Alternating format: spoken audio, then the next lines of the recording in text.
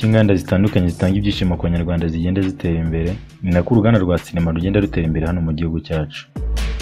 Niyo mpamvu uyu munsi twabakusanyirije amakuru ku byamamare 10 bikunzwe na benshi batari bake muri sinema nyarwanda. Buri cyo usabwa ni ukanda subscribe kuri channel yacu.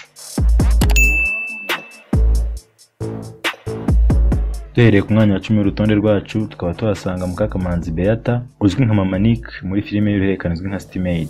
Ni umubyeyi ufite abana 6 n'abuzukuru 4, akaba yaravukiye mu karere ka Gatsibo. Uyu mubyeyi winjiye mu mwuga wo gukina filime bimutunguye, amaze gukina filime nyinshi zirimo yitwa Rwasibo, Siryo Herezo, Umwanzi w'urukundo, Umwanzuro, Gira Amata na Maid akira mu magingo ye. Ku mwanya wa 9 turasanga Uwamwezi Deje, uzwi cyane muri filime zakunzwe hano mu Rwanda nka Catherine, Nkubito ya Nyamunsi, Rwasibo n'izindi. Muzo yakinye zose yatumye izina rye ryamamara cyane ni Maid, aho akina yitwa Nana. Ubu afite imyaka 27. Yavukiye mu mujyi wa Kigali aho we n'umuryango we bari batuye mu Kiyovu. Gusa bitewe nuko ababyeyi be bimukiye Nyamirambo niho yaje gukurira, ndetse ni naho atuye magingo ye. Arangije amashuri yisumbuye yahise ajya kwiga ibya sinema muri Kwetu Film Institute.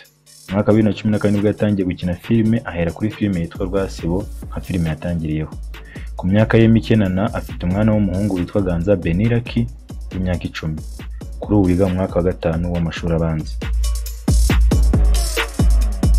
Dukomereje ku mwanya wa 8 w'urutonde rwacu turasanga Usanase Bahavu Jeannette, wamamaye nka Diane muri filime y'uruhererekane izwi nka Maid. Ni umukobwa w'umunyarwandakazi umaze gukina filime 3 zirimo iyitwa Umuziranenge, aho yakinnye yitwa Jasmine, Cyangwa Zamba yakinnye mu yitwa Mimi, ndetse na Maid akina mu yitwa Diane. Yatangiye gukina filime mu mwaka wa 2016.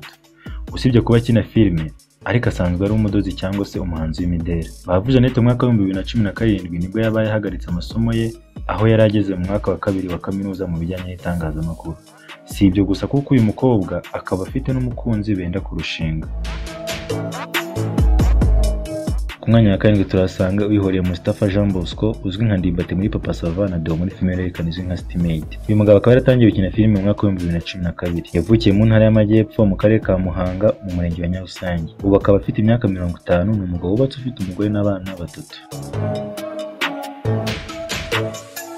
Ku mwanya wa 6 w'urutonde rwacu turasanga Kalisa Ernest, uzwi cyane nka Rurinda muri filime y'uruhererekane seburikoko. Umusore wavukiye ahitwa Bakunzwe mu karere ka Rusizi mu ntara y'Uburengerazuba. Kuri ubu umwe mu bakinnyi ba filime nyarwanda bakomeye, aho yagiye akundwa n'abakunzi ba filime nyarwanda batari bake muri filime zitandukanye yagiye akina, harimo iyitwa Umwari Ntazire Kirazira, Akatari Amagara, Haranira Kubaho, Zirara Zishya n'izindi.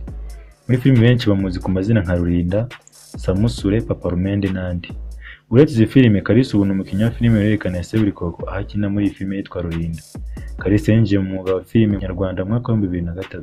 Ubu nawe akaba afite filime y'uruhererekane inyura ku rukuta rwe rwa YouTube. Ku mwanya wa 5 turasanga Mugisha Emmanuel, benshi bazi ku mazina ya Clapton Kibonge. Ni umugabo wubatse ufite umugore n'umwana umwe. Clapton akaba yaravukiye mu gihugu cya Uganda, umuryango w'abana 6. Nyuma baza gutahuka batura mu ntara y'Iburasirazuba mu karere ka Gatsibo.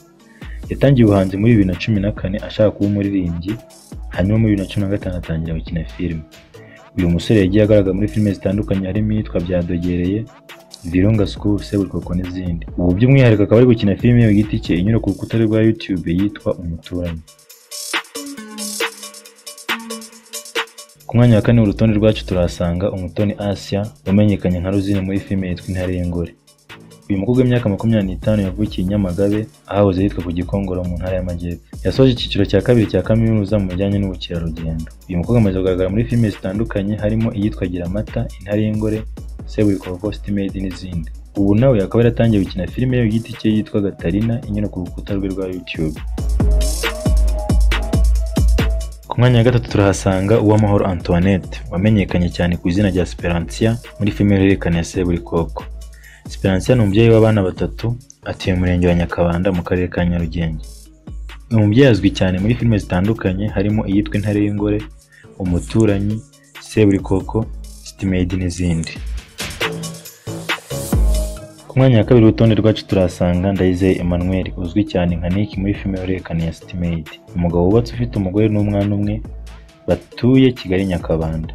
Nyuma yo kuba akina filime, usanzwe ni n'umuhanzi uzwi ku izina rya Nick Dimba. Si ibyo gusa kuko ubusanzwe ni n'umubyinnyi ubyina imbyino za gakondo mu itorero rye n'umugore we yitwa Intayoberana.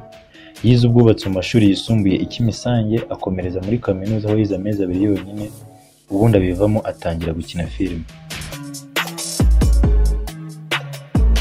Ku mwanya wa mbere w'urutonde rwacu turasanga Niyitegeka Gratien, benshi bamenye nka Sekagande muri filime yitwa Zirarazishya. Afite imyaka 39 akaba ari n'ingaragu. Yavukiye mu karere ka Rulindo, yiga ibinyabuzima n'ubutabire mu rwunge rw'amashuri rwa Filim. Muri kaminuza yigisha kwigisha ibinyabuzima n'ubumenyi bw'isi, abyigira muri cyahoze ari Kiye. Amaze gukina filime nyinshi zitandukanye harimo Seburikoko, Papa Sava, Zirarazishya n'izindi. Usibye kuba ari umukinnyi wa filime, ni n'umuhanzi, umunyarwenya ndetse n'umusizi. Uru rwari urutonde rw'ibyamamare 10 bimaze kubaka ubudahangarwa muri sinema nyarwanda magingo aya. Ntibagiwe gukanda subscribe ukomeze udushyigikire.